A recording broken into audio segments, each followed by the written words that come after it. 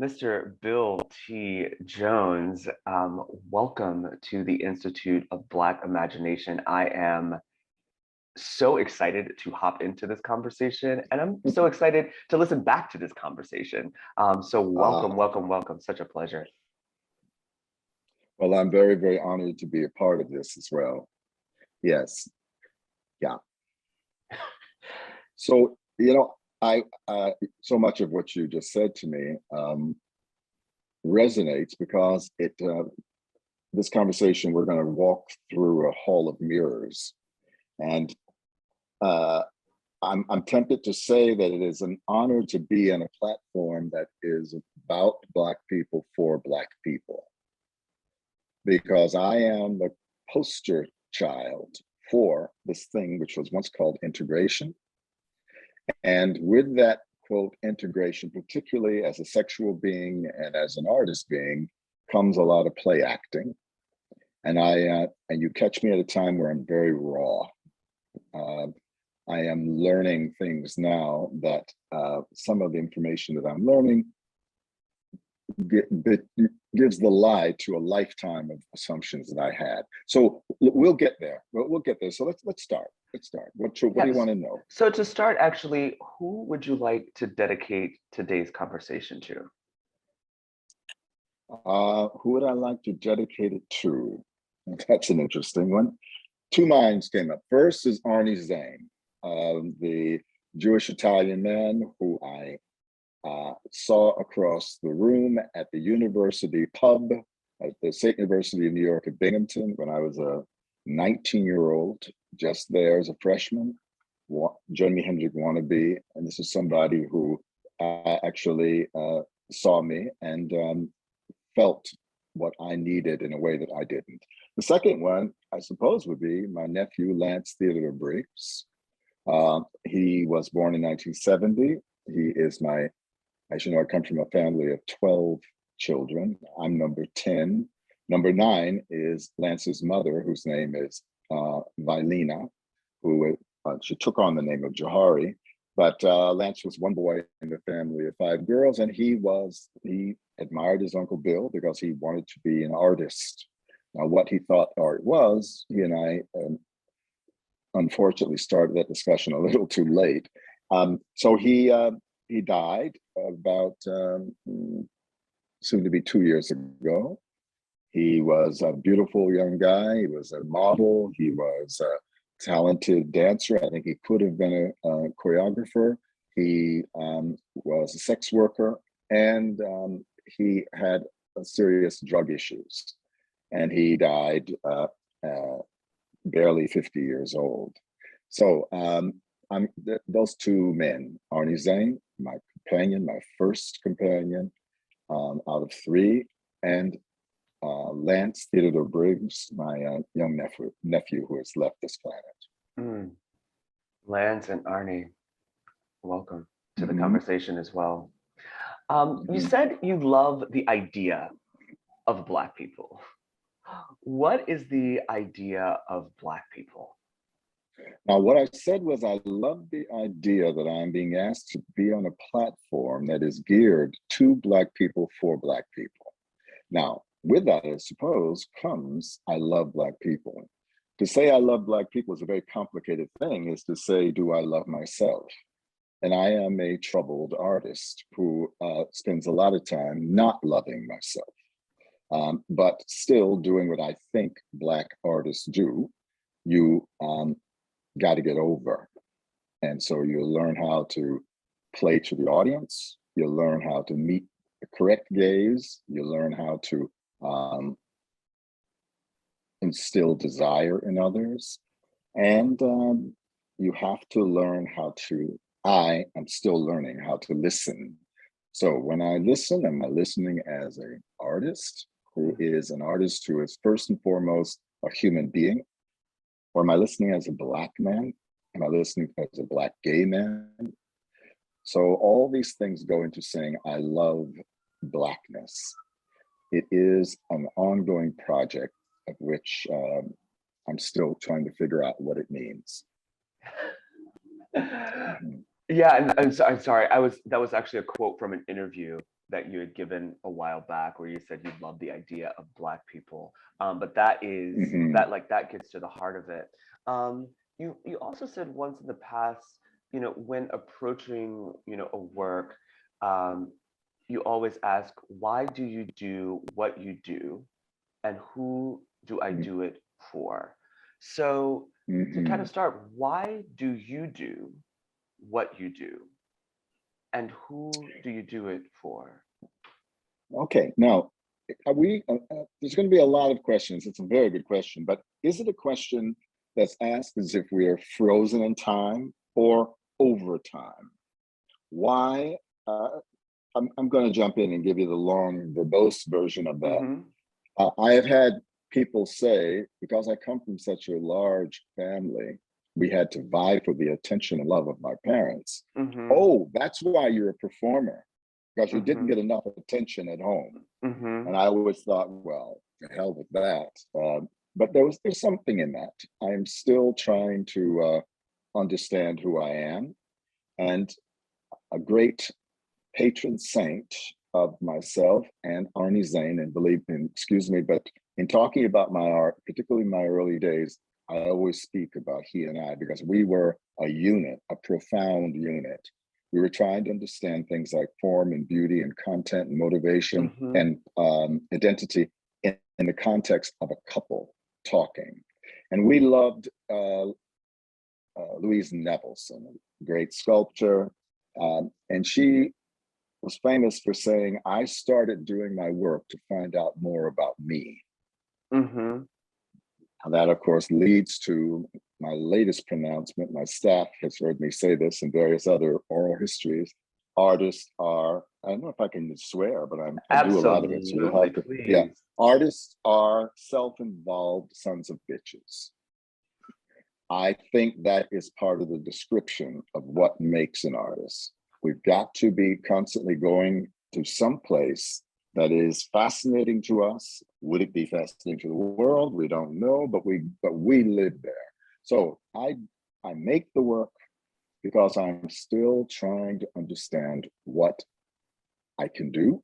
Mm. It used to be what I could do with my body. It used to be I was defined by being a young Black man with a fierce body and a brazen temperament.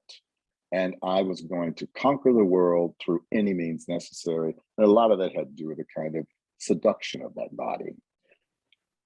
Later, I realized it wasn't enough just to be a desirable body.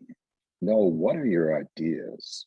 When I Mm. realized that dance was not only what you saw the beautiful dancers and Ailey doing on stage, or the inscrutable things that Merce Cunningham or Martha Graham, what they were doing, but dance was a language and a belief system. And then that had to be expanded away from dance. And this is something I'm struggling with. As you know, my company, Bill T. Jones Arnie Zane Company, does not have the word dance in it anymore. And there was a moment for some years back when I decided that I wanted an ensemble of artists who are disparate. And this is something that I inherited in those early days with my companion Arnie Zane and I. And we said to ourselves, we were quite proud of this. We want a company that is a picture of the world we want to live in, not the world that we do live in. So that meant diversity, all kinds of diversity, age being one of them. Um, and this company will come from all walks of life, and they will come with one caveat. Our creed is that we are putting all that we are at the service of a vision. That is the question. What is that vision? To show a group of people who are overcoming their differences and making something in the world. There's a term from another patron saint of mine, Hannah Arendt, who was an important thinker in my life, and she's very taken with the idea of natality. You know, natality is the birth of things. And she says that artists are important to society because artists understand what natality is. She also says that artists, that we, in the human category should understand something about action. A couple of things.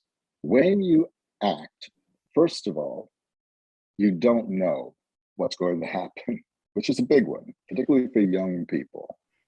Then you can't change what you did. So to be, in her mind, the artists are the most important in the human category because they live in a realm of action. But with that action comes a responsibility. An artist like myself had to learn that. I began making dances in my living room with my brothers and sisters in this little house out in the countryside in upstate New York. We did talent shows. Of course, where else in America would you see Black folks? So Sammy Davis Jr., later Sidney Poitier, the old films of Bilbo James Robinson. So you could see Black bodies, and we were doing what we saw Black bodies do, which was singing and dancing, but we were singing and dancing in our way for each other. Fortunately, I went to a school that was during the Camelot era of the Kennedys in the White House, very liberal era. There was money to hire a drama teacher, and this little country school. I'm talking a lot. You got to stop me if you. The reason I was in this community was because my dad, Gus Jones, he and Estella met in Georgia. My father, entrepreneurial in spirit, took his new family. He had an instant family because my mom already had 4 kids when they met, when they fell in love. They moved they were in Bunnell, Florida, and he decided he wanted to be a Black Yankee. Big thing to ponder in a conversation about action. Because what does it mean? He wants to move away from the Southern Black community, this little sleepy town that was still dealing with Jim Crow. And he wanted to go north. And why were we going north? We were the workforce. These were potato pickers. These were people, and if you know any of this, please, you can stop me, but the big business for people starting in 1948, when he and my mother started, I was born in 52, the big business was the potato crop in the Finger Lakes region, upstate New York. So they would start in the early part of the year and they would move their way up the eastern seaboard, harvesting fruits and vegetables as they went, and they would land in money country, if you can believe it, picking potatoes at 12 to 15 cents a bag, 100-pound bag of potatoes was considered good money. Then you had to scurry back to the South because literally the people didn't have jackets, didn't have coats. When the work started, there were whole families that were doing it. My dad was an entrepreneurial type, and he was the contractor who made the arrangements with the farmers on the way up, and he had to provide housing and transportation for these people. So he decided to settle in this particular community in Steuben County, probably a town that listeners might know is Corning, New York, where Corning Glass is, 43 miles south of Rochester, New York, home of George Eastman. But we were out in the countryside because that's where this migrating had left us. I was luckier than my older brothers and sisters, who had sometimes been moved to 6 school systems a year. Well, you know the story of Emigrants, right? This is why our brown-skinned brothers right now, people who are trying to get into this country to do any kind of work, I have a particular fondness for their plight, but also fear of it, because I just got out of it. We slipped out of it. So here I am in this school. The school is now going to a liberal phase. There's money for drama and art. And yours truly, Mr. Doty Jones, was a natural show-off.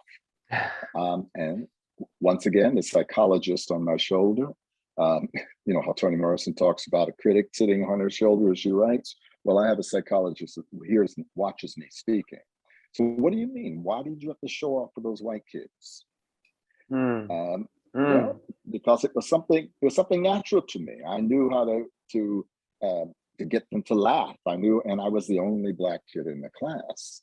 So I would do outrageous things like do puppet shows while the teacher's back was turned, or um, I brought one of my brother's Playboy magazines into school one day, and as a teacher was at the blackboard, I would raise it up, and uh, that was all very well and good, being the class clown, until somebody whose name was Mary Lee Shapey, very with it white woman, very progressive white woman. I don't know if she and I, our politics would agree anymore, but at that time, she was the most sophisticated thinker I knew in that small working class town. She said, Jones, cut the crap. You don't know, you're always showing off, but you don't know anything about performing. Oh my God, nobody had ever talked to me. Jones, cut the crap. Like, first of all, Jones, it was, you are a person, you're not someone's child, and I'm going to speak to you as if you're responsible for your actions. Very important lesson. And she and I bonded, and I loved her. So she had drama club and public speaking classes, and she took me away to do debate society, all of those things. So the idea of being a Black Yankee was a good idea, because I was able to go to a place unlike the place that my people knew. And even though there was a lot of misunderstanding being a Black body in that community, there was also a feeling in the air that one could be whatever one wanted to be. And she was there to say, you can be whatever you want to be, but you got to work, Buster. You can't just shuck and jive and smile.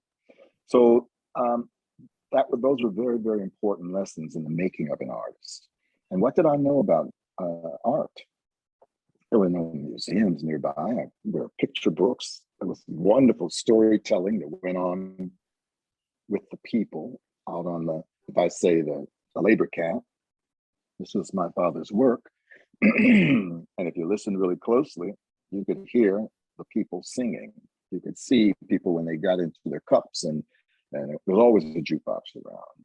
And when Friday night would come along and people started dropping those quarters into that, what was it, Wurlitzer or whatever that jukebox was, and they began to show off for each other. Now that was precious. I was young, but to see how Black folks behave when there are white people around. I didn't even really know what was happening, how they were free. Now, there were things that were not so nice. There was a lot of fighting, and there were somebody's man has done her wrong, and so she has broken light bulbs up, rolled the fried chicken that he loves so much in with crushed light bulbs in it, and feeds that son of a bitch fried chicken and stand there and watching it as she bleeds. Or like, wait, like really? Like, hey, this is your history, my friend. My friend, you ain't heard about that? Hey, these women were not playing, particularly if he laid his hands on her or something.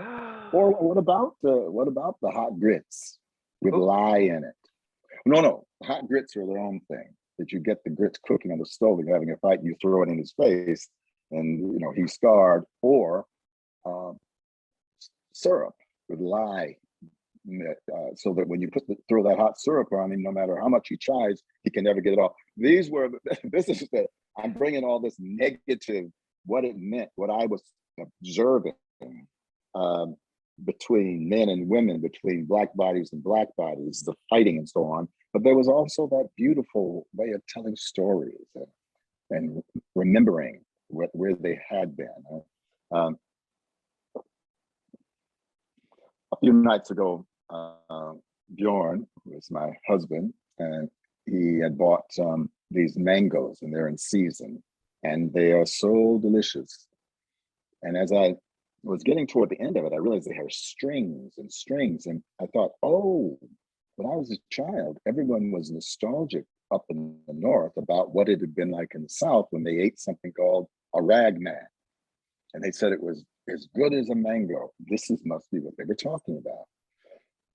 So I'm waxing in all sorts of directions right now. The question, I suppose, where you go back, ground me again. What was there about my beginnings as an artist, I think is what we were Yeah, talking about, well, right? kind of like why do you do what you do? But what I love about the story that you just told, it wasn't really meandering. It what you just laid was the groundwork. What you just laid was Mm-hmm, the mm-hmm, source material, the threads that have created your artistic tapestry, right? Like you painted this picture, and in a way, given us a bit of a history lesson mm-hmm. about Black migrancy in the United States, which isn't always told, right? So for me, that I loved the space that you just went to, but there was something that you mentioned that really tied actually to Arnie Zane, the teacher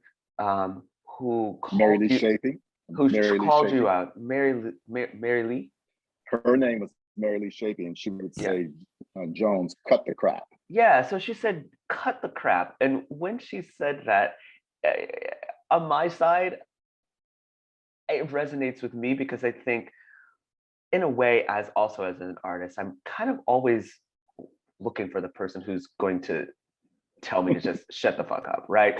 But But you also want to be, you also want to be embraced, right? They yeah, got to go together. oh You want absolutely, somebody to put you down, but they also they love you and care for you. So, anyways, I'm sorry. because Yeah, yeah. they see you, right? And so Because they see you. Mhm. she told you to cut the crap because she knew, she saw something in you, she saw something about you, right? And that was a moment that pulled you right to the present, right? And maybe Mhm, mhm. shattered a couple of things that you had, a couple of masks, right, that you had been wearing. But that is also the same thing that it seems like Arnie Zane did when he looked at you Yes. across that bar, right? There was another seeing, there was another cutting of the Mhm, crap. Maybe not crap, but mhm. so Well, there what was was that something to feeling, it. There right? was What was that when you mhm. saw that look? That look. It's a Well, look that continues to, I think, inform the way you it move through the does. world. What was that look? How did that feel? Well, uh, my brother, you're asking me to go all sorts of directions now, because I'm going to say that yes, he did see me. I didn't know I was out wanting to be seen. You know, I didn't know that my eye was looking for the answer to what is desire. Mm, And um, he, so the story goes that night in the pub, and I think this might be following on where you're taking us.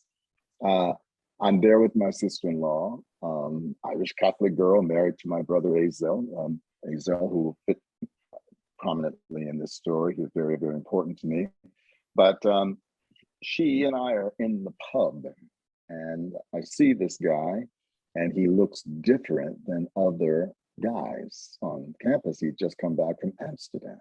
He's wearing an antique hand-woven sweater, something out of Hans, what was it? The guy in the roller skates, uh, Hans Brinker. That's I'm talking to you. You and I are, our generations are not the same. Anyways, he had this feeling of sophistication. He had just come back from living in Amsterdam, and here he is. And I think, oh, he's probably one of those gays. Nobody used the word gay. I said he probably is, and I thought, well, let me see if I can work it. What I never slept with a man before. I didn't know anything like that. That's not quite true. I had one experience, but so what I think, I said, okay, you must do something lascivious. So I'm drinking a cup of Schlitz, and I lick the brim of the cup and look him hard in the face, and then, well, okay, there's it. I left. What do you do?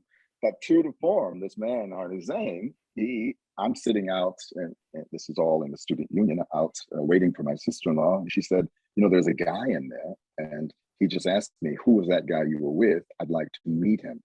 So Arnie acted on it. Here I'm doing the acting. I'm doing that. I think this is what you're supposed to do. And he just cut to the chase. So we sat there and we talked.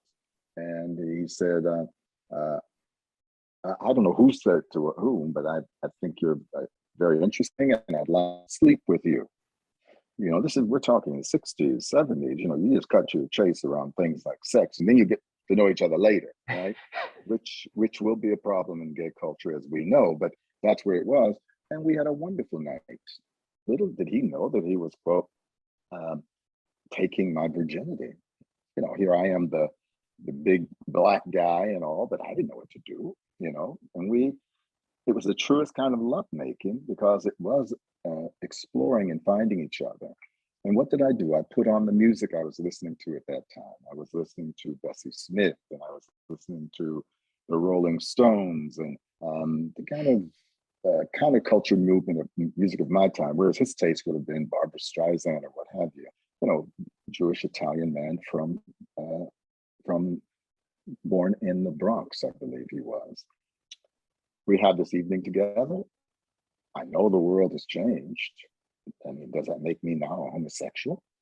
And you know, at that time, you know, you got to realize that Mick Jagger is in performance wearing a dress, and there's a thing called gender fuck, which is coming along the line, which is David Bowie. So there was the counterculture, for all of its naivete and its bullshit, there was something that I defend, and we see it now being threatened by the Supreme Court. We see this sense of you have a right to do you. As our trans brothers and sisters tell us, child, you do you. Well, the whole 60s in a way was whatever you want, everybody, different strokes for different folks, do what you have to do. And so didn't even have names for it. That is the person who became my partner in life and in art.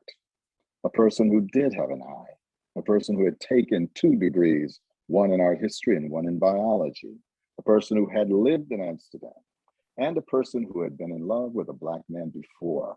And it had not been a pretty thing. I mean, Walter, if you're listening to this, man, yeah, he told me all about you and the white fur coat and so on, and how he was so in love with you, you know, and you were a dog. I know you were, but I feel for you.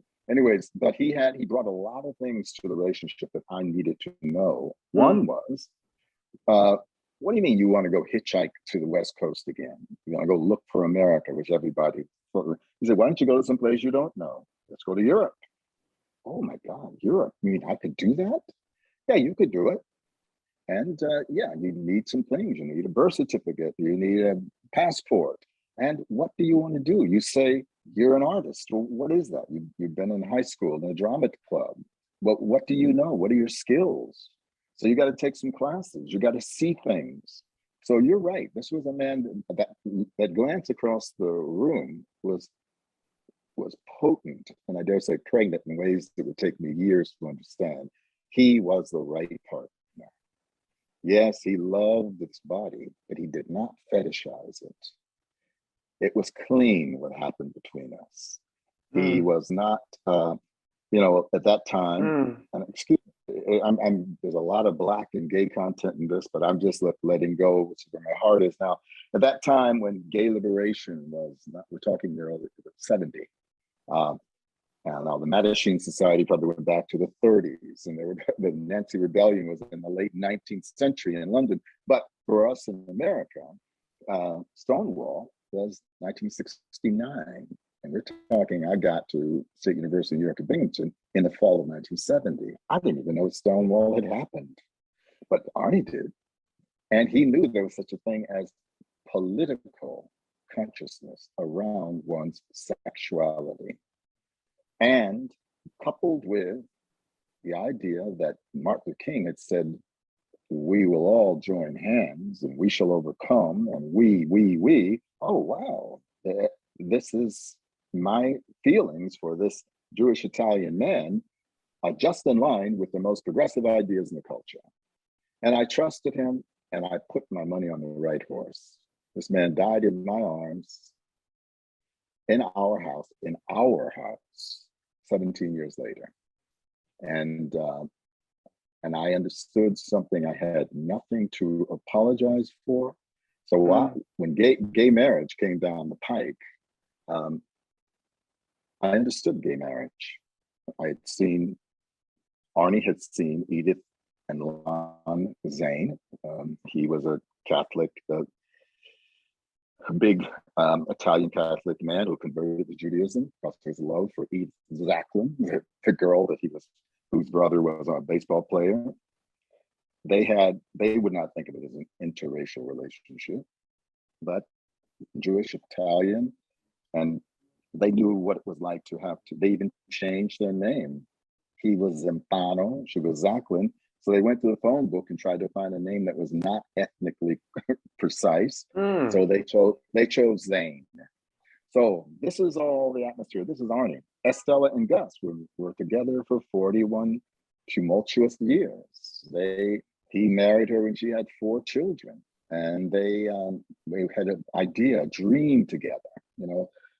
So we had the model of couples that worked and couples that faced adversity. And that was, I put my money on the right horse, because this man, when he left this world, he left me. The very house that's being renovated now is the house that he sat with the lawyers, did the worked out land contract. He was the one that made sure that my body was in good shape. That, party, but do not get addicted. Have fun, but no, don't shit where you eat, right? All these things, hard lessons for a young know-it-all like myself. So he set me up well. That was one of the best decisions in my life. You mentioned something earlier about desire. What is desire? And I was going to ask you, how do you define desire, right? What is the role desire plays in your artistic practice? And what does desire signal for us, right? Just as sentient beings, like as the audience, yeah, exactly, right, for the quote unquote individual. And we can double tap on that, but also in a way, I feel like you also just defined it, because in this story of Arnie and the way in which he has shaped and continues to shape your life, and mold your life, call you and pull you towards things that you never even knew existed, and yet you clinged to, in the presence of them. But it all started with that look at the bar, and he was the answer to so many questions that you did not know you were asking, but something innately within you allowed for that energy to flow, right? And I think that's it, right? You, whatever it was, even without you knowing, you still said yes. Completely naive, completely inexperienced. You acted, right? Even if it was schmacting, you acted, right? You licked the rim, right? What you spoke about earlier, action, right? Because once you've done it, you can't change it. And then he responds. Can't change it. So in a way, I think that kind of lends itself to what is desire, right? It is a calling, it is a reaching, and how could you have known? How could you have known? It was just what you felt was the next best step in that moment. Well, I don't know how you feel about that, but I often turn to pop music of my childhood. For instance, Joni Mitchell, "Life is for learning." You could find so many aphorisms about just that thing that you were saying. He and I. Well, I don't need him in this. I was a curious child. I was curious. I wanted to know what was behind my mother's fierce spirituality. How and the hurt in her. I wanted to know where that was coming from, and how did her intercessor, Jesus Christ, fit into that? And did that work for me in the same way? With that came the mystery of being. And the mystery of being is, why is the world the way it is? And why do some things attract me? There's desire. And some things repulse me. And what is my responsibility in this tug and pull of these forces? So desire is something that might be best understood like gravity. Gravity Mm, is one body pulling towards and attracting another body.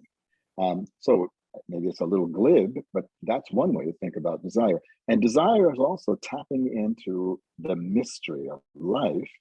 We are not alone. We are not alone, and we are connected to this planet through these bodies that have to eat and have to shit. But we also have identities, which are affinities, racial, um, political, and so on. And then somebody is inside this head, something is inside this head separating itself from this world I just described. What is that thing? Oh, that's called ego. Well, mm, yeah, okay. What's ego? That's called mind. What's mind? That's called self. What's self? I thought, oh, I began to sniff out, oh, that's what artists do. They're not scientists, they're not politicians. They are doing another kind of investigation on behalf of, as you said, on behalf of us, human mm, beings. What is beautiful? Why was it that I'm not quite sure when, under which pope it was, but they decided that there were certain musical chordal progressions that were wrong. You must keep control of them because, quote, they can elicit passion, I guess such, war. In other words, you mean just a few notes played can change things, can move people to behave in a certain way? Oh, I want to be a part of that club. I want to know how that's done. You know, you just like playing certain chordal progression can get people to do things. Not that I want to get people to do things other than to say, hello, look at me, love me, accept me, let me belong. But that desire, the sexual desire, and this, how they used to rudely say that, excuse me, I just moved my camera. Men often think with their dicks. I didn't understand that until much older. There was this thing about desire sometimes superseded all rationality and reason. Now, let's take a little turn here, because when I use the language of the philosophers, the 18th century philosophers, reason, if I'm talking about Kant, if I'm talking about, but you're a black man, what do you mean? Your people are magical. Your people cast spells and create things that are about from an invisible world. What do you mean reason? Reason is what white men do. Is that true? Or is it what humans do? So for me, desire and reason have had this sublime battle for years. When a work is going to be made, what is it? You're trying to reason out the relationships between gravity, time, gesture, or you're trying to exhume the tragedy of your father, your mother. You're trying to approach the purity of seeing a bird cut through air, and you find yourself saying, wow, well, what happened with that? That was an aesthetic response. Oh, there's something called aesthetics. Oh, I should know more about aesthetics. So the question of desire, all of these forces come to play in desire. Is desire the same thing as truth? Be careful, desire is like an ancient Greek god who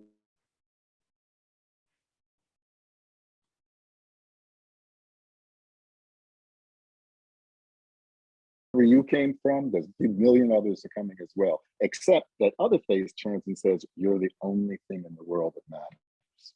And then the other face flips back again. Which face is the real face? Guess what? They're the same body. Now, I want to go into doing something which is called art making that allows me to do a dance with those forces of desire and doubt and the good, the bad, fear, love. I want to play with emotions, and yet I want to find form. I want to find form. Did you see the the documentary about Mr. Ailey that was out last summer? Yes. Yes. So I have. beautiful. It was very beautiful, and he was a dear man, a tragic man, but a dear man and a good story for me to have been able to witness. But I do remember saying in that film, I said that Mr. Ailey, people have to remember that he was at this point in his career when he started this company, he was a young artist doing what artists do, looking for form. He had a big heart. It was singing. He wanted to move. He was a gorgeous man. But what was the form that was going to allow him to speak to the world, past, present, and future? Mm. Form is maybe the only defense we have against the two-headed God that I'm talking about. And let's call that God desire. Form. The form you have can corral it, can get it to do what you want it to do, can set up bridges between you and other people. So form is very important in my art making.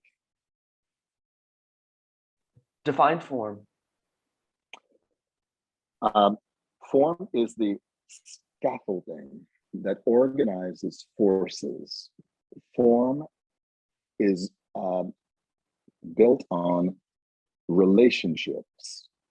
It's a thing can only becomes itself when it's in relationship to something else. Form is very important. How will the bodies move? Mm-hmm. How will my body move?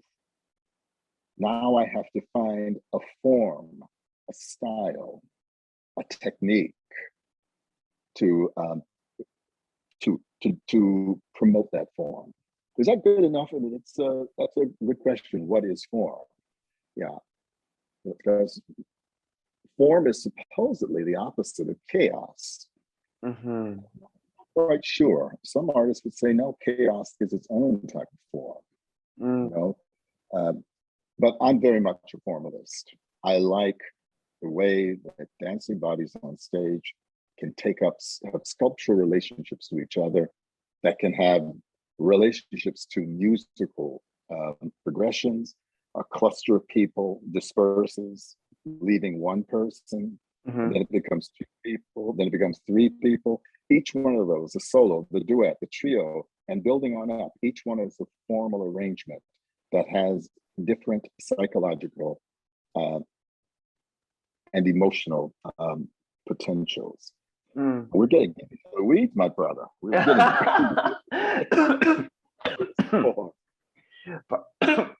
Pardon me. To shift gears a little bit.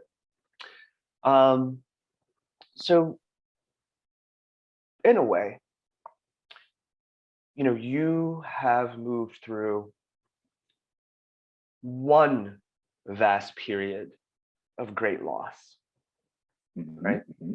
The AIDS epidemic in the United States and around the world.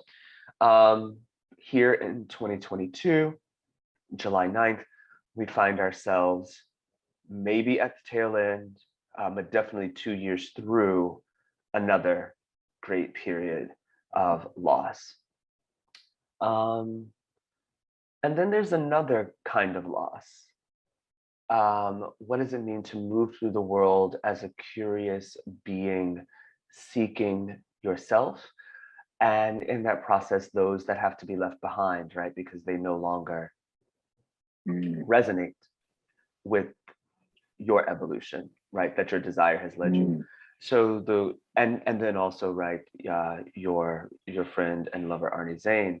And so in this moment, what does it mean to lose a friend, and how do you process that? Well, Arnie Zane was a friend like no other. And now I don't, with Bjorn Amelon, I don't have to say my friend, I say my husband, my companion. So that's a political development. What does it mean?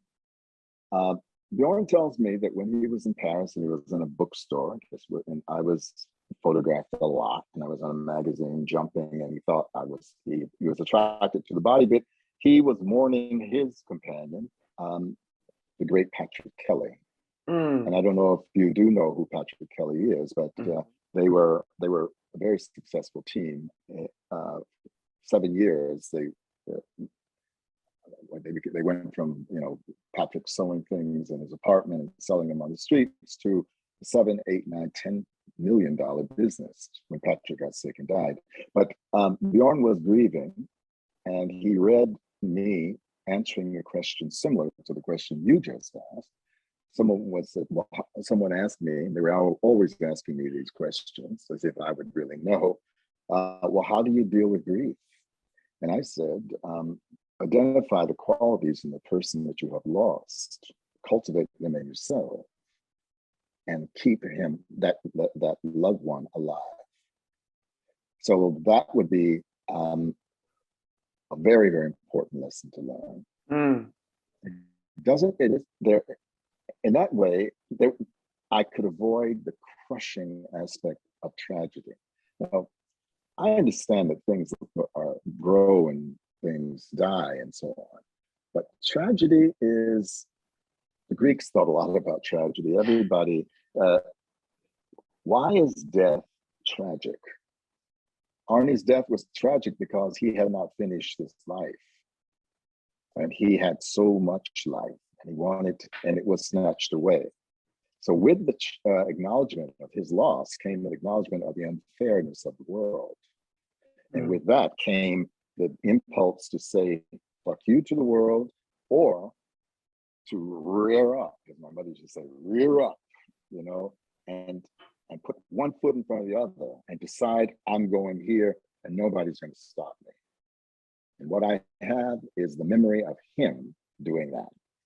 Now that was my take on loss. And uh, but I do remember a conversation with my mother, which was a very, mother was a Christian, uh, very conservative Christian Black woman. She loses my father. He dies of a massive heart attack, stroke, and he now, and she must have been when he died. She must have been in her 50s or something like that. Uh, she spent a lot of time alone. And I remember when she and I came together, Arnie had been gone a while, and we were seeing more of each other. And I said, well, Mama, how do you deal with the late at night when you're feeling sad? And she said, well, son, I just change the channel, you know, just change the channel, you know. Um, that was very important to hear. There's something universal. She and I were two human beings dealing with your question about the Mm. nature of grief and what it takes to keep on going. I appreciate that conversation from her. I appreciate it. Yeah. And in thinking about your process and even your work, obviously multiple monumental works. Um, one, obviously being still here, which was revolutionary and slightly controversial, for its time. Listeners can Google it and find out what was going on. But I found it also very interesting that, in this time, this is early 90s, 1993, 94. But there was something else that was happening at the same time. So for listeners still here, is a piece that Bill developed, using a disparate set of characters who were all diagnosed with a terminal illness, right? It could be cancer, it could be AIDS, it could, cystic fibrosis. I Cystic think someone fibrosis, yes. and recorded those conversations, and then based a dance around it, um, which was quite beautiful and and powerful. And there are many videos online that you can Google, and watch. But there was something happening culturally as well in the world of like television, which was actually the birth of the Real World television series on MTV. And so and then thinking about this kind of cultural shift to like real life real life being the source of art, right? That, Mhm. in television, it was like real people's stories that are, quote Well, unquote, reality TV. You've right. identified this as being a moment when reality TV was taking off, and some people thought it was really bad for Yeah. culture. They thought it was bad for people who do imaginative writing. If people are quote living their life and that's the entertainment, what about people who are supposed to be giving us the next James Baldwin, the next William Shakespeare? That one thing, and also that it encouraged a sort of narcissism. They said where people were sitting and thinking about themselves so much that they were not able to put their experience in a larger context, which culture depends on. So that was the critics were saying about reality, art that was too much coming from reality. Where were you going with that? But that's it. But that's it. Like, what was that cultural shift, right? That opened up this desire to tap into the real. And I think it's also Mm, interesting to think now, these years later, the ways in which your piece, right, still here, mm-hmm. has evolved and held itself in the cultural landscape, and the route that reality television has gone, right, kind of birthed in the Mm. same moment in time, in a way with the same source material, but there's Mhm. something different. Well, now, okay, well, that's quite a mouthful. I don't know if you have your own show, but you definitely need your own show. But there was something about being on Bill Mayer's Politically Incorrect before it went to HBO. And I remember I was invited on because of the controversies. It wasn't, I had controversies around Uncle Tom's Cabin. Then I had controversies around Still Here. So I was just a controversial dude. Um, and so he had me on there, and we did one segment, and he and I just like little rabbit punches. He wants to play the conservative. He wants to say outrageous things like, if you like art, you should pay for it. The government shouldn't pay for it. That sort of thing. And then we were in the dressing room between, and the producer came. She said, we like that. We want more of that. What do you mean? We want more of that? You mean you want more of me responding uh, to saying to him, but you just be aware of it now? So that is what I thought to be the impulse of reality TV. But the other was to get a group of people in a room who had knowledge of life and death in the most profound way, and saying to them, I am a man who needs his hand held. I don't know if I am up to the task of surviving not only the death of my companion, but my own death. I want you to tell me, is there a difference between people who are quote sick and people who are not? They said there's a thing called, these people in the workshop, they were called survival workshops incidentally. These people in the survival workshop said there's a thing we call the arrogance of the well. You think that bad things, sickness only happens to others. And Mm. therefore you can get this patronizing attitude.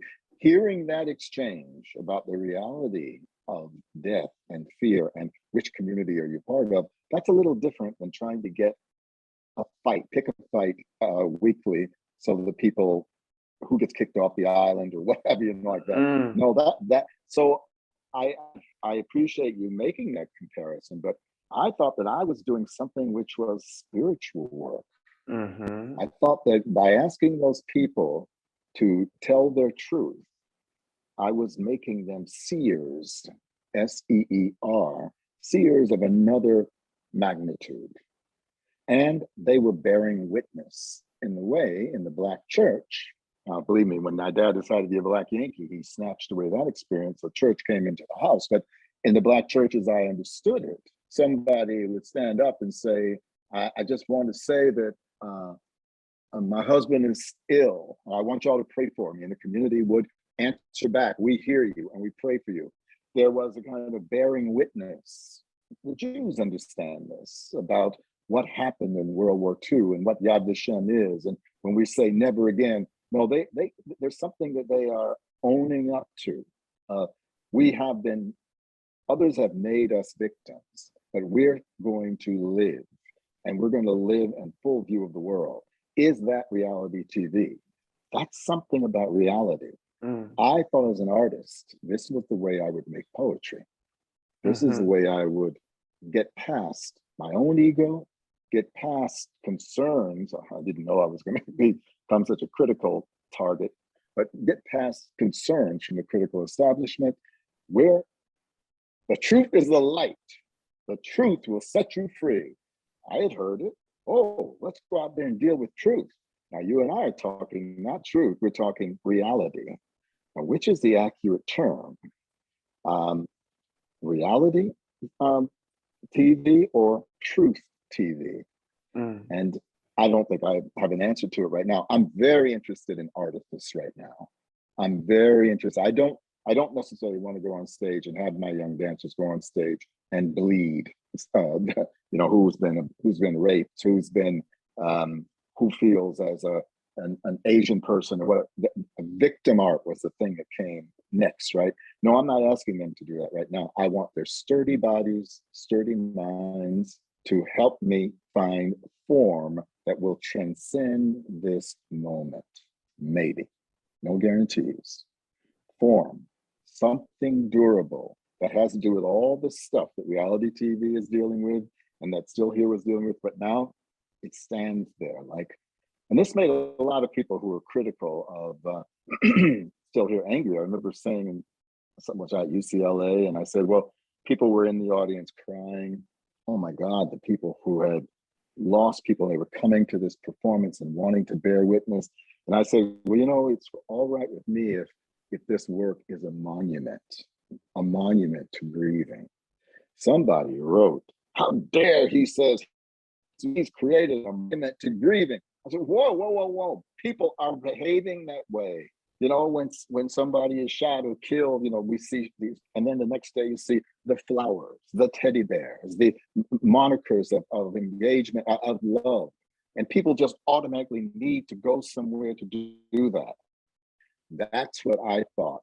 And I thought, for a work of art made by a self-involved son of a bitch like you, that's a gift, isn't it? To make something that people can come, it becomes a monument to something that is a shared experience. Right now, it's a very expensive mandate. It takes it's very expensive on the maker. Mm-hmm. But right now, I'm interested in the latest works I'm making right now, trying to understand how, because I've made a lot of spectacle, but how can you make a work that is immersive for the audience, that they literally, it's a smaller audience, and they're sitting in the middle of the performance. And they're sitting, a performer is next to you, huffing and puffing, and then they go out and they're a performer, and then they come in back next to you and they're a person. You can't sell a lot of tickets to that. Because I want the audience to be on the stage as well. So my work right now has gone from this painting with this broad brush to trying to make something as intimate as a conversation you and I are attempting right now. That's where you find me right now. And what about artifice do you find interesting in the moment? Oh, I'm so full of anecdotes. The great Peter Hall, English director, said when I was working with him in Houston, I heard him speak, and he was talking about masks. As we know, the Greeks wore masks. He said because they understood, this is Peter Hall speaking, that if you cry, the audience doesn't cry. But if you have the medium of a mask, if you have the artifice of the mask, and you cry behind that mask, suddenly it's amplified what it means because it's not connected to that individual on stage. Now, I know it's a complicated idea, but that is the foundational understanding of artifice in art, particularly performing arts for me. I don't think it's the only way. I certainly don't. Mm-hmm. But I do think when something has been worked on, fashioned, the form of it, what's the style, the decisions have been made, even if it's talking about the most horrible things, there's a level of comfort in it for the audience that because it has been conceived in a structure, because artifice has been used, and artifice demands attention to the Mm, artfulness of things, then you begin to feel, there's some control here. And I can now open up chambers of my heart and mind to this experience. What are those stories the ancient Greeks are talking about? People killing their parents, killing their children, eating their children, brothers and sisters fighting. I mean, war, ridiculous, wild stuff. Those stories, those tragedies that have come down to us was an opportunity for people to have a catharsis that did mhm. not demand that they be out there bleeding themselves. So that's one kind way of talking about artifice, one kind way. I think the artist has always got to be fierce enough to know how to be allowing everyone to get comfortable in the artifice of the moment. And then you just pull that mother apart and you see, oh my God, a person is making this, or this is being done in the face of this. You know, when an artist does that, I know it sounds like shock value, which is probably going to be your next question, right? About shocking. But that to have that in your pocket, reality can be, if you set up the artifice charmingly, seductively enough, and then you have that holy knife of truth or reality, something else happens. It moves on up to move on up a little higher. How the hell you sing it? Yeah. Move on a little higher. Well, do it sparingly, because you're talking to a person who has done solos that were designed to go to every place I was afraid of in front of a room full of strangers, say things, do things, you know. And I was doing a series of concerts in Chicago back in the early 80s. I was an artist at Columbia University. And I remember there were nights I went out in that they were intense performances. I can't remember what I was doing, but I know that the way people approached me the next day, something had happened. They, man, are you all right? Like, wow, you really went for it last night. You know, and I say, you know, that's the God. When we worked on Fela, you Mhm. know, on Broadway, the show about the Nigerian inventor of Afrobeat, and we would have a term taken from Fela about the music should draw the gods up and pull the gods down. And when the Mm. God comes into the room, anything can happen. Now, is that an Africanist notion? I like to think it is. It's something that we as Black people know. When that when the thing is good and you can't tell where the profane and the sacred meet and overlap, but something happens that is almost past words. Yeah, it is past words in the moment. Hopefully, we have writers talented enough to track what happened later. But that's what we call them. Did the God come in the room?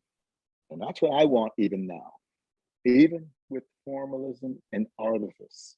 How do you get the God to come in the room? And I'm not talking about Estella Jones as Jesus Christ, although that can do it. But I am talking about some mysterious force of, is it consciousness? Is it um, is it literally the universe itself talking about itself? That when that comes into the room, it is so powerful. I want that in my art, no matter what the form is. Um, whew, I mean, so circling back just for listeners, as you're speaking about the Greeks, you know, tragedy, the mask, you know, that mask, you know, in Greek is called the persona, right? And so that is where we actually get the Mhm. word personality from. So those of you listening, your personality is the mask that you are wearing. And what Bill is talking about Cool. is getting behind that, right? Like how do we, Mhm. you know, get to that? But and you know, I also think that, you know, given the kind of political uh climate that we find ourselves in now, I think it's actually quite sentient that we Mm. move with artifice, right? Because it will be that barrier, right? It will But be now you're how not do saying that we have to be that we have to be, we have to have an attitude. We have to be protect. You're not saying that we should be less than authentic. No, no, no. What do you mean? I'm saying that I think I think it is a time where understanding the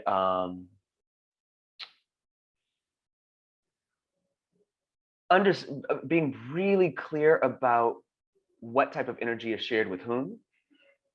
Mm, You know, I think that yeah.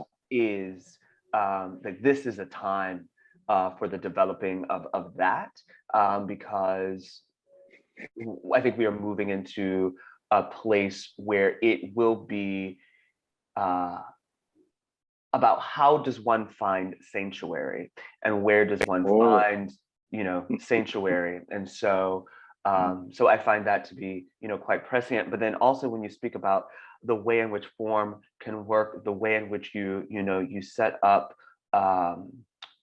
you lean into spectacle in a way and then completely snatch it down and reveal the face behind it. Yo, I was watching your Kennedy Center honors just last night, reacquainting myself with it because amongst the people honored. So this is 2010. You can totally Google it. Just Google Kennedy Center Honors 2010. It's just a fabulous show. There's Jerry Herman, Oprah's being acknowledged, Jennifer Hudson singing. Merle Haggard. I mean, it was Merle kind of Haggard. incredible. It's a really incredible show. It's just the town. I mean, it's incredible. But in your piece, and I want to ask you about this night for you, but the Kennedy Center also just does incredible performances of retrospective works. But yours was set to Walt Whitman's "The Body Electric." Is that right? Yes. The Body Electric. I sing the body. I sing to the body. I sing the Body Electric, and the way in which you formally, right, used form to set up one way of seeing, and then like in swift fashion that was snatched away. It was almost like seeing skin and someone snatching the skin and you're left with like the tendons and like the blood and the muscle, like you saw it. And it was wild to me to witness that on television, right? That's something hard to translate, from one medium into another, right? The live into televised, but it happened then. And it was really interesting. I don't know if you've ever gone back to watch that video, but so in the video, all of the honorees are sitting on a balcony. And so it's, the Obamas, right? I think it was their first Kennedy Center. Everyone looks so young and happy. Michelle is like wearing like glasses, so quaint. And then, and Oprah's there and Jerry Herman.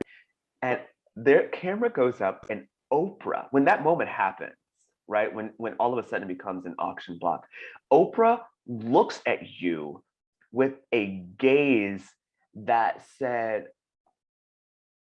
"What are you?" It was so powerful. I don't know if you've seen that video, but like it was clear, right? Like, so because Oprah's wonderful, right? It's hard to watch it. It's hard to watch it like you do because I'm reliving the moment of having all these eyes on you as you're being honored and all. No, I'm interested in it, but they were, a number of them were quite interested.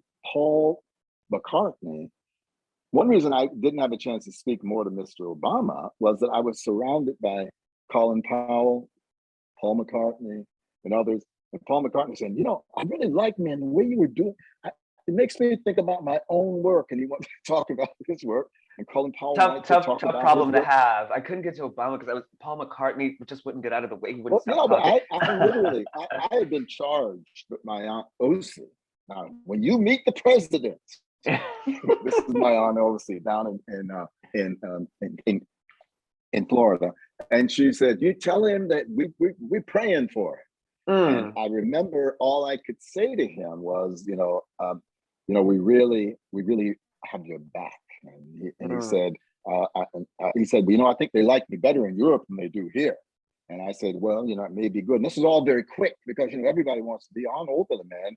And I said, what's going on? He said, well, Bill, it's very complicated. Okay, this is like cocktail chatter. Michelle Obama has said, do you want a glass of champagne? And I said, oh, offered from your hand. I would have loved at that moment to really sit and talk to him about this, what was being symbolized there and what was actually happening during his presidency.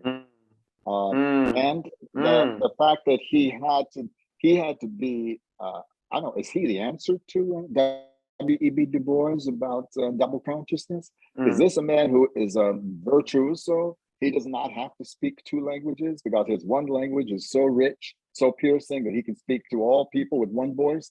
I don't know. I wish I knew him better. But at that moment, I saw how he was working the room. And he said, tell UNOC that her prayers are received. You know, but it was touching. And you know, a few weeks later, I can't believe it, maybe it was a year later, I got the Presidential Medal of the Arts. And I remember that event, which was also, for people who want to, I'm sure it's on YouTube as well, but he was saying, when I came in, he started messing with me. This one, he's got so many awards, this don't mean anything to him. And, and I said, well, you know, I said my critics might disagree. And he said, she and he both said, well, we don't listen to critics around here. And we all chuckled, you know? And there's a lot in that, right? About here's an artist, a quote, controversial artist, speaking to the first Black president, which by its very nature makes it controversial. And we all have to take refuge in humor and critics, we don't worry about them around here. And we know they hurt. I'm sure they're hurt. He and she were hurt, but we can't show that kind of hurt. At least I can't. He can't, but I do. That's maybe the difference in being an artist and being a leader of a political party. Yeah. And how did that feel to I mean, outside of like, you know, just television cameras being on you, but to have this incredible arc, right? And a series of troubles and sacrifices, many which no one will actually know, many things that you still wrestle with. But to think about yourself acting out in class and being called out, to sitting with not only incredible individuals and also the first Black president of the United States, but to sit there with them and watch your life be honored, like your work, like, you know what I mean? Like, what did that feel like? It felt unreal. Just a few things. Yeah. The night before, we had the state dinner, and Hillary Clinton, the Secretary of State, had given the award the night before. And I remember the party afterwards. I'm standing and I'm talking to this tall, beautiful woman, and it's Julia Roberts. And she said, "Well, how are you feeling?" I said, "I feel like I'm in a dream, and I'm talking to Julia Roberts." And we laughed. There was also something. Merrill Haggard. I don't know if you know, but I'm an Okie from Muskogee. That was the battle cry of the right wing back when I was at Woodstock. Those days, he was the enemy, and I remember he was such a gentleman. Matter of fact, when we were down in the basement, I don't know if there was a picture of Benjamin Franklin or something. You know, there's all these reception areas, and this is one conversation I really regret, because he came over. He said, "Is this chair available?" Next to me, and said, "Oh yes, please sit." And just as he sat himself down, and he turned because he wanted to talk. I'm sure he had never met anyone like me, and what he saw that I stood for. You know, and here is a famous Okie from Muskogee, right? But he really was digging it. And as a matter of fact, his music, when they played his music, I don't know if that tape is showing, I was busting a move. I stood up and I was dancing to his music, you know? I think he was very moved by that. But just as he and I began to talk, who was it? I said Oprah. You know, Oprah was Oprah. The connection, the thing that connected Oprah and me was Maya Angelou, and they were very close friends. And I'm a great lover of Maya Angelou. So did she come over just at that point when Meryl Haggard and I were began to have this cultural conversation where we both were becoming real people for each other.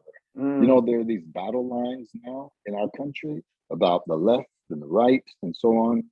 But at that moment, both he and I met in a cultural space that, for lack of a better word, allowed us to be seen to each other in a way free of political baggage, if that's possible. Mm-hmm. So those are my, you asked me about what it's like. It was a great accounting was happening. Your work, your body that wanted to be fabulous, your relationship with Arnie Zane, building something in a world where you're not supposed to build things, you're supposed to die. You know, all of that was being honored. And at the same token, it was, I am part of something. I'm now associated with Obama, not George W. Bush, certainly not who was to come. So that was a moment of hold on to your, rip your beads, you know, how to be truthful when you have that kind of attention, how to be spontaneous when you have that kind of attention. This was a big test for Bill T. Jones. And I'm so proud it happened. I have just a few more questions. I know we said 1:30. Do you have like an extra 10 minutes? No, I'm okay. I'm okay. Okay, this is amazing. Such a wonderful conversation. You know, I want to come to the future, but you know, I've actually been reading a lot of Carl Jung lately, and recently some of his passages around like the creative life, and he says about the artist, you know, that is his office, and it is sometimes so heavy a burden that he is fated to sacrifice happiness and everything that makes life worth living for the ordinary human being. Well, that's pretty drastic, isn't it? Why do you mention? Do you agree, and what do you feel like you've had to sacrifice in the pursuit of allowing this ness to flow through you? Now, is sacrifice the word we're looking for? I'm often I quote myself as saying, artists are essential to society, but artists, I don't think, make good parents. They can be poor lovers. They can be, because they are so self-involved, right? Now, I have had 3 successful relationships, so I don't know if that's quite true. The man that I'm with now is an artist, and he is one of my biggest fans. And I am self-involved. Can I be trusted in moments of stress? Because in moments of stress, I go to an emotional place, and it's very much me against the world. So that would make me a very poor political leader. And I always wanted to have a voice that was like Dr. King's voice, or Malcolm X's voice. With that also was this feeling that, and you've heard that term, I don't have to do nothing except stay black and die.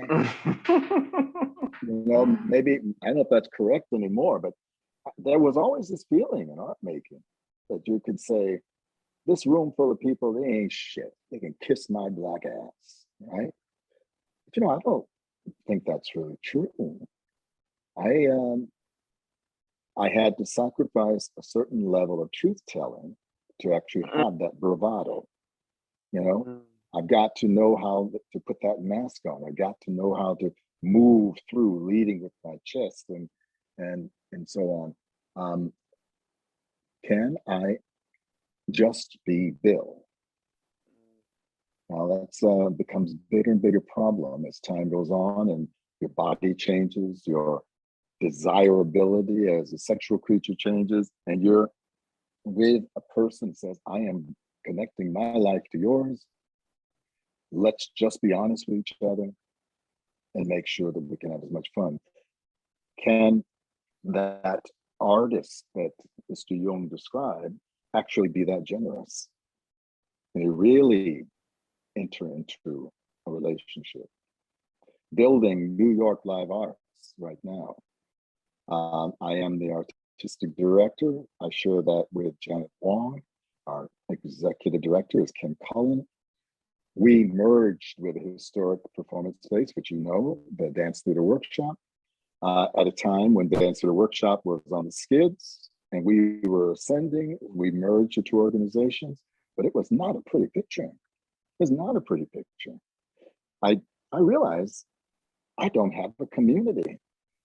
I thought I did. I'm still thinking back when Arnie and I were two young avant-garde artists and nobody had any money and everything. But now suddenly I'm viewed by certain people in the community as having sold out. You're successful. And if you're successful, it means that you must be doing something wrong. So that realization that I did not have a community came with the realization, or at least I told myself, this is what it means to be a successful artist. You will be lonely. You will be lonely.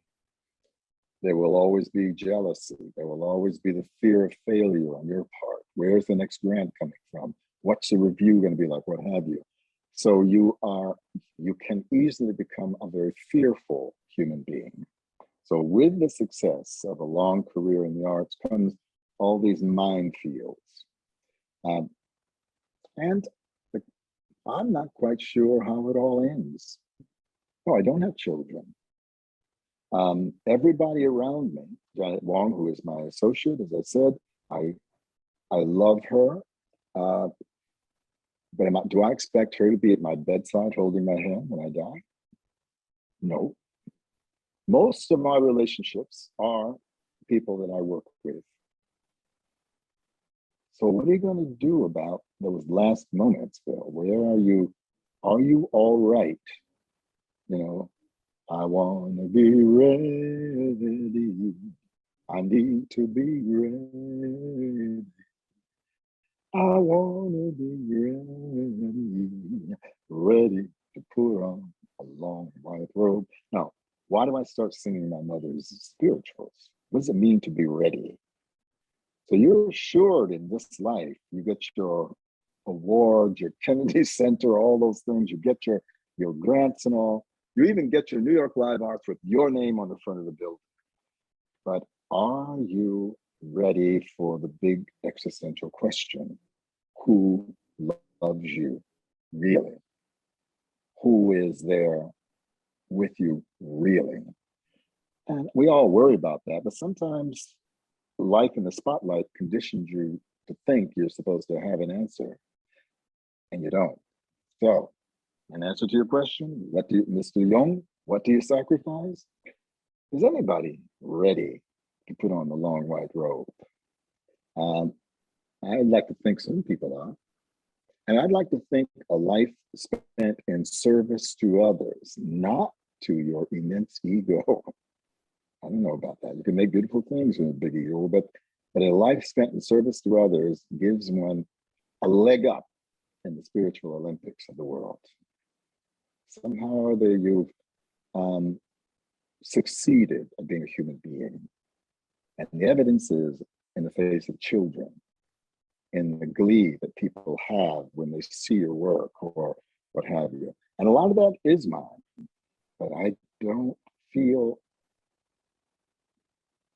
secure, which is weird, isn't it? If you don't feel secure, man, with the things you've done, well, you know, I think with the things I've done, I have the feeling that I am an imposter. You know imposter syndrome, right? Yeah, that I got away with something. And I've now accepted, okay, all of this is what it means to have a successful life in the arts.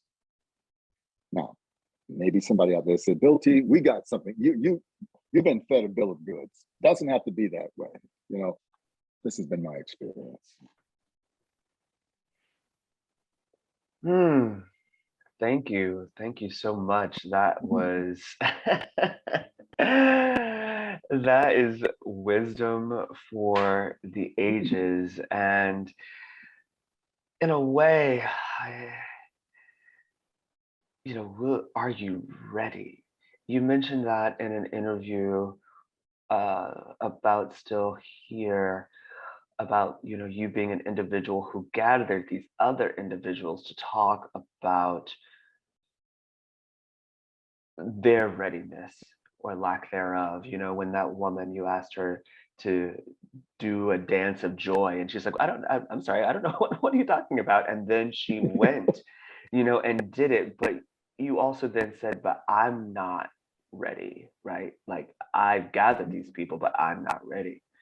And here you, I don't know if you gave an answer, to whether or not you are ready.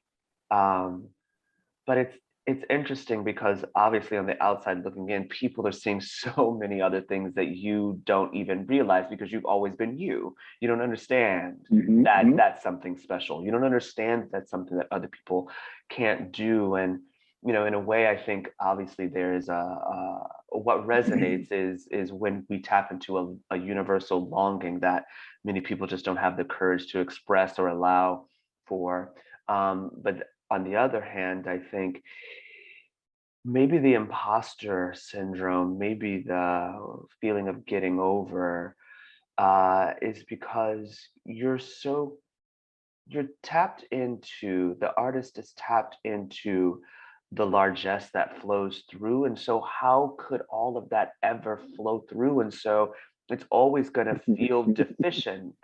It's Mhm. always going to feel deficient. It will never be, for it to, like, for that pure allowance would be the pure disintegration of the Well, but body with and that, I would form. say to a young artist, why would you ever want this Yeah. job if you know that at my age, with what I have, like, you could still be left with that feeling. Well, what is there about being an artist? Why are you attracted to it? And that is, uh, I guess we spent a lot of time in our conversation today talking about what we mean by. I say that you've also heard me say I have the infrastructure of a Southern Baptist, but without the faith. In Mm, other words, my mother, I can feel her praising her God when a performance comes down, like the Kennedy Center that night, and I'm standing up, but I'm using the two fists like this in the room, and now the two fists is defiance, but it's also victory. One more time, we did it. Something from nothing. So that's the answer. I guess that's the answer I would say to the young person. Why the picture you paint, Bill, is so difficult and ultimately unsatisfying. Why would you do it? Well, there are those moments of absolute unity. All that you have believed and done have come together in one moment. Fleeting, unfortunately, but it could come together in one moment. Sometimes it looks like this, like politics, like clenched fists. And other times it looks like tears, like gratitude, mm, gratitude. mhm. Yeah. Yeah, I have two more questions. Well, one and then a final question to kind of bring it back into the body. Um, Yeah. you speak about the body like being a reservoir for all sorts of tensions and dark forces. You mentioned this in an interview, a body being a reservoir for all sorts of tensions and dark forces. And kind of seeing your work, this real love for almost like the quotidianness of humanity, right? And the ways in which the body moves just throughout the day, right? Mm-hmm. That all can be, all is movement. So, and for those listening, right, we are all in these incredible perceptivity machines. Mm-hmm. How can one think about their body in space as they go throughout the day, right? To exercise these tensions and dark forces that the body holds. Well, I was going to say glibly, well, how can one not think about it? But I realize a lot of us are. not in touch. That's what you're getting at. We go through this, yeah. How can one have mindfulness? Is that a mindfulness question? Yeah. And I struggle with mindfulness because there is so many distractions. One of the distractions is the worry about the aging body, the knee. There used to be a time I could roll out of bed and bust a move and then bust 10 more, right? Now every move needs you to be mindful because you're going to hurt yourself or hurt somebody. So that's part of an answer. I have made it a discipline now, and part of it is concern about health. I do qigong first thing in the day. Rolling out of, I don't know what, sleeping, that liminal state of climbing out of the dream world and into, quote, the real world, can be arduous for persons like myself, who tends to be depressive and all. Get dressed, go outside and breathe.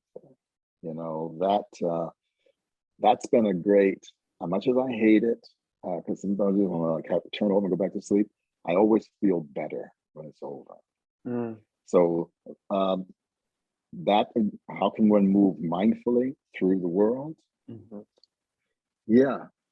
Well, I did Deep Blue Sea at the Armory this year, and I, quote, came out of retirement to be in this piece.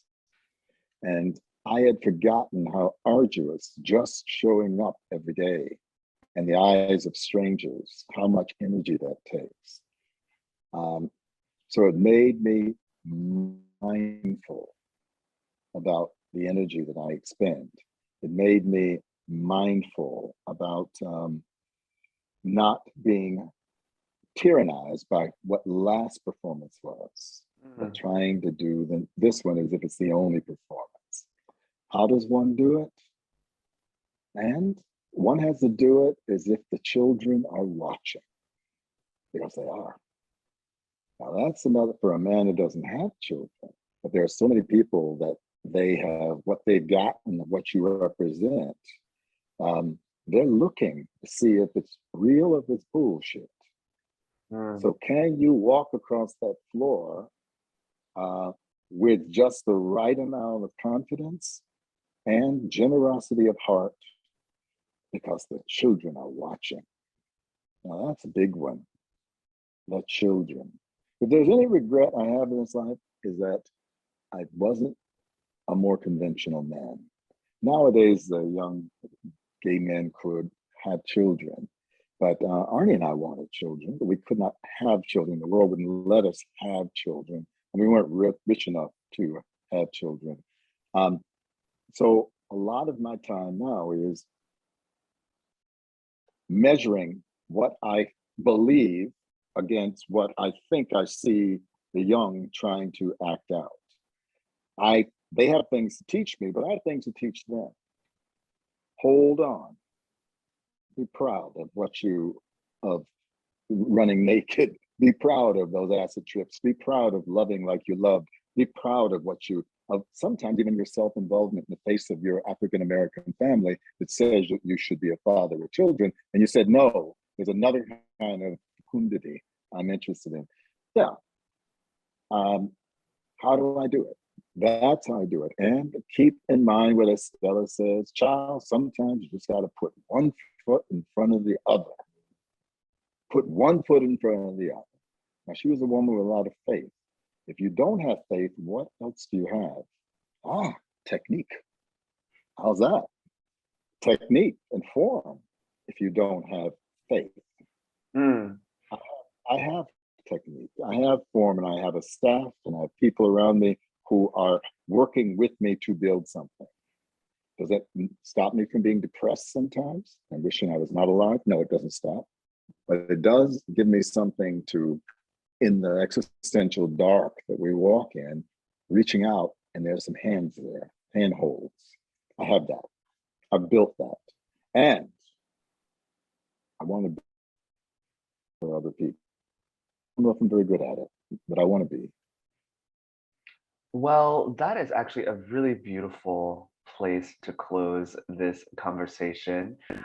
Before I Mhm. ask my last question, I could one answer that um, you have created that. I am a part of that legacy. So many are, but I also just love to acknowledge the kind of fierce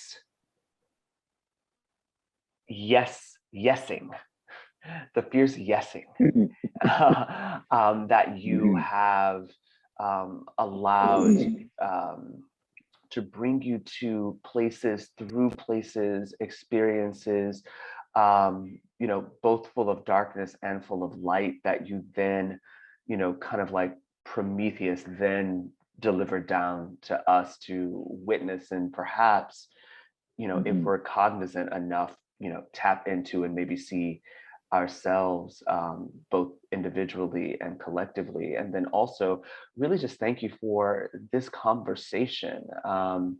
You know, we are of different generations, but so much of what I have missed, what we have missed as Black gay men are these conversations. There was an Mhm. entire generation of mentors that did not make it to this shore. And there is an entire a cacophony of orphans, right? Cultural Mhm. orphans, creative orphans that are trying to see their way in the dark and are doing incredible things. Mhm. Well, But tell me, are we able in this platform yeah, by Black people for Black people, we can represent authentic Black experience even as gay men? absolutely. And when I started out, I didn't think we could. Mm, I thought that my Black community felt so abused and downtrodden, so quote castrated, that mm-hmm, my very queerness was an insult. It was mm, what was wrong with it. Now, it does me good to hear you say you think that we're allowed to be authentic and we're allowed to speak for Black experience as gay men. And that's a lot. I thank you for that. And I believe it's true as well, although um, sometimes I wonder, sometimes I wonder. Yeah. Well, Bill, this has been an absolute pleasure. My last question is, if you had everything at your behest, what is the world that you imagine for the future? Mm-hmm. A world where we answer the question of clean and renewable energy, a world wherein healthcare and education is available for everybody, more than available, literally part of the society's sense of itself. It's just something that goes without speaking. Um, those would be that's how I would start. And where is there singing and dancing? Oh yes, always. There always will be singing and dancing, and I believe there were We some. hoped. I believe there were a couple dancing with us, maybe named Arnie and Lance in this conversation as And well. So Lance. Yeah. Mhm. thank you so much. Thank you all so much for joining us today. Bill is the artist of artists, and what a pleasure it was to just sit at his feet and listen. Let us know your thoughts over on Instagram and Twitter at Black Imagination. We love comments and cannot wait to hear what you have to say about this special episode. Leave us a review over on Apple Podcast and be sure to check out this conversation and others at blackimagination.com and the new Institute of Black Imagination over on YouTube. All movement is dance. All gesture is choreography. Make this the performance of a lifetime. Stay curious and keep dreaming.